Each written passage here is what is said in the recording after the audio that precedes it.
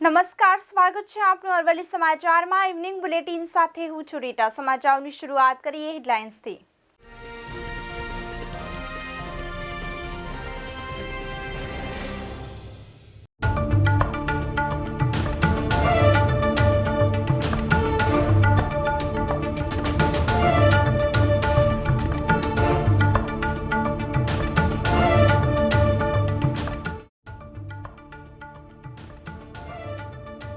વિદેશી મહેમાન નવસારીના આંગણે રશિયા, ચીન અને મંગોલિયાના પક્ષીઓ 7 સમુદ્ર પાર કરી નવસારી પહોંચ્યા।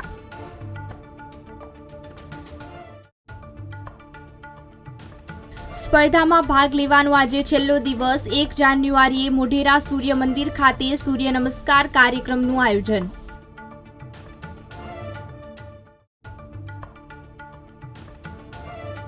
એન્જિનિયરિંગના કામને કારણે ટ્રેન રદ। સાબરમતી યાર્ડમાં ચાલતા કામને લઈ બોટાદ ગાંધીગ્રામ દૈનિક ટ્રેન આજથી 9 જાન્યુઆરી સુધી રદ।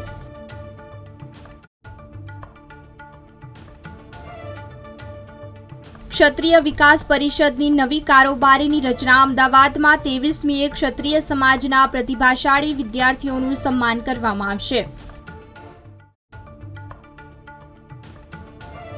ટ્રેનના સમયમાં બદલાવ કરાયો। Rajkot Porbandar daily express train 16 ડિસેમ્બરથી કાયમી ધોરણે બદલાયેલા સમયમાં ચાલશે।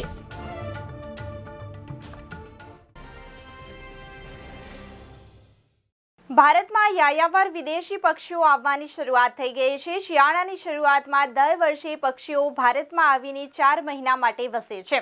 રશિયા, ચીન સહિતના દેશોમાં હાલમાં શિયાળાની -ડિગ્રી વાળું તાપમાન તેઓ જીવી શકતા નથી, જેથી ભારતમાં તેમને રહેવા લાયક વાતાવરણ મળી રહેતા તેઓ અહીં વર્ષોથી આવી પહોંચે છે। નવસારી સહિત સમગ્ર રાજ્યમાં જળપ્લવિત દરિયા કિનારે પાસે તેઓ વસે છે, ત્યારે રશિયા, ચીન અને મંગોલિયાના પક્ષીઓ 7 સમુદ્ર પાર કરી નવસારી આવી પહોંચ્યા છે। અરવલ્લીની ગિરિમાળાઓમાં વિરાજમાન જગતજનની માં અંબાનું ધામ વિશ્વવિખ્યાત છે, ત્યારે આ અંબાનું ધામ એક ગોલ્ડન ટેમ્પલ તરીકે પણ ખ્યાતિ ધરાવે છે। દેશ વિદેશથી માઈ ભક્તો માં અંબાના ચરણોમાં શીશ નમાવવા અને માતાજીનો આશીર્વાદ મેળવવા અંબાજી આવી પહોંચ્યા છે। ત્યારે આજે બપોરે માં અંબાના નિજ મંદિરમાં માતાજીને અન્નકૂટ ધરાવવામાં આવ્યો હતો। શક્તિપીઠ અંબાજી મંદિરમાં માં જગદંબાને આજે 56 ભોગનો અન્નકૂટ ધરાવવામાં આવ્યો હતો। સિદ્ધપુરના ભક્તોએ આજે માતાજીને 56 ભોગનો અન્નકૂટ ધરાવ્યો હતો।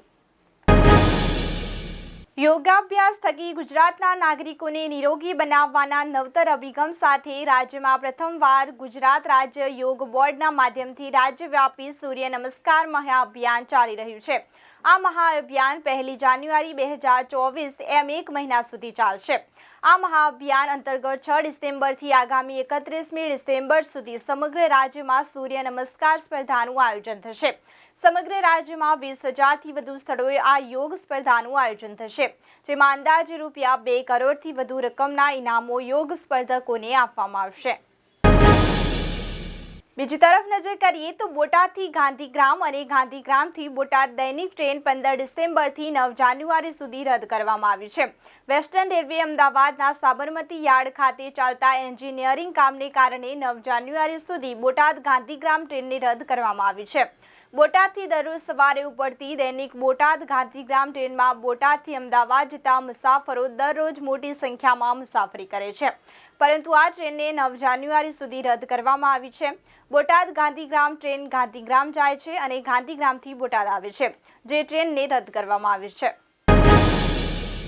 સમાચારોમાં આગળ વાત કરીએ તો અમરેલી જિલ્લાના સાવરકુંડલા માર્કેટિંગ યાર્ડમાં વેપારીને કપાસની ગાગરસડી મુદ્દે વિવાદ થતા ખેડૂતની રજૂઆતને ધ્યાને લઈ યાર્ડ દ્વારા વેપારીઓનું લાયસન્સ બાબતે નોટિસ ફટકારી ખુલાસો કરવા કહેતા વેપારી મંડળ દ્વારા ગઈકાલે અચોક્કસ મુદ્દત હરાજી બંધ રાખતા હડતાળ પાડી દેવાઈ હતી, જે આજે પણ યથાવત છે। આ સમગ્ર ઘટનાને લઈ વેપારીઓમાં ઘેરા પ્રત્યાઘાતો પડી રહ્યા છે। ગઈકાલે મોટી સંખ્યામાં ખેડૂતો પોતાની એજન્સી લઈ યાર્ડમાં આવ્યા હતા। રેલવે પ્રશાસન દ્વારા નિર્ણય લેવામાં આવ્યો છે કે રાજકોટ પોરબંદર વચ્ચે દોડતી સ્પેશિયલ ટ્રેનની જગ્યાએ હવે 16 ડિસેમ્બર 2023થી રાજકોટ પોરબંદર ડેઇલી એક્સપ્રેસ કાયમી બદલાયેલા સમય સાથે ચલાવવામાં આવશે।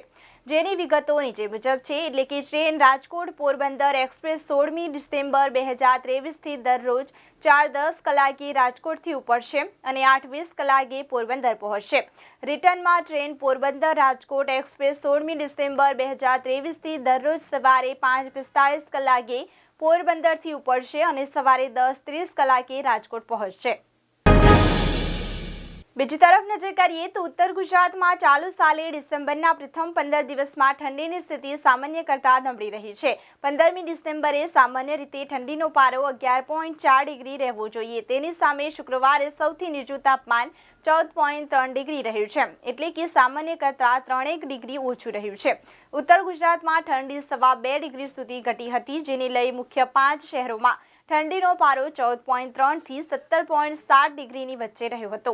હવામાન વિભાગના અંદાજ મુજબ આગામી 5 દિવસ ઠંડીમાં વધારો થવાની શક્યતા નહીવત છે.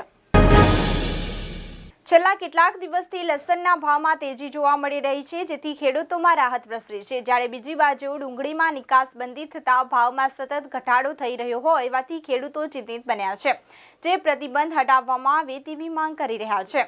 ત્યારે જ ભેસાણ પંથકની વાત કરીએ તો અહીંયા પણ ડુંગળીનું સારા પ્રમાણમાં વાવેતર થયું હતું, પરંતુ ઉતારો નહીવતની સાથે ભાવ પણ ઓછા મળી રહ્યા છે.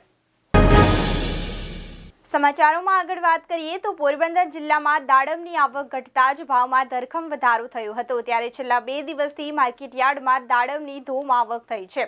કચ્છ જિલ્લામાંથી થઈ રહી છે. માર્કેટયાર્ડમાં પ્રતિદિન 400 કિલો દાડમની આવક નોંધાઈ છે. જો કે આ દાડમનો પ્રતિ કિલોનો ભાવ ₹40 થી ₹80 જેવો નોંધાયો હતો. માર્કેટયાર્ડમાં દાડમના પ્રતિ કિલોના 40 થી ₹80ના ભાવ જોવા મળી રહ્યો છે. પોરબંદરના માર્કેટયાર્ડમાં દાડમની આવક થતાં જ બજારમાં પણ દાડમના ભાવમાં ઘટાડો થયો છે. અમરેલી જિલ્લામાં 1,07,901 હેક્ટરમાં શિયાળુ વાવેતર થયું છે. સૌથી વધારે 47,879 હેક્ટરમાં ચણા, 23,345 હેક્ટરમાં ઘઉંનું વાવેતર નોંધાયું હતું. સાથે અન્ય પાકોનું પણ વાવેતર થયું છે. જિલ્લાભરમાં શિયાળુ વાવેતર પૂર્ણતાને આડે છે. જિલ્લામાં 1,07,901 હેક્ટરમાં શિયાળુ વાવેતર થયું છે. ગત વર્ષે અમરેલી જિલ્લામાં 1.5 લાખ હેક્ટરમાં શિયાળુ વાવેતર નોંધાયું હતું, તો દિવાળી બાદ જ ખેડૂતોએ ખેતી કાર્યમાં લાગી ગયા હતા. જિલ્લામાં સૌથી વધારે 47,879 હેક્ટરમાં ચણા અને 23,345 હેક્ટરમાં ઘઉંનું વાવેતર થયું છે. અમરેલી જિલ્લાને થોડા સમય પહેલા ભાવનગર જેતલસર વચ્ચે દોડતી 2 ટ્રેનની સુવિધા મળ્યા બાદ હવે રેલવે તંત્ર દ્વારા 16મી તારીખથી એક ટ્રેનને વેરાવળ સુધી અને બીજી ટ્રેનને પોરબંદર સુધી લંબાવવાનો નિર્ણય કરવામાં આવ્યો છે. અમરેલી જિલ્લાને અત્યાર સુધી વેરાવળ અને જૂનાગઢ સુધીની ટ્રેનનો લાભ જરૂર મળતો હતો, પરંતુ પોરબંદર સુધીની ટ્રેન પ્રથમ વખત મળી રહી છે. ઢસા જેતલસર વચ્ચે બ્રોડગેજનું કામ પૂર્ણ થયા બાદ હાલમાં ભાવનગર જેતલસર વચ્ચે 2 ટ્રેન દોડી રહી છે. રેલવે તંત્રએ હવે આ બંને ટ્રેનને લંબાવવાનો નિર્ણય કર્યો છે.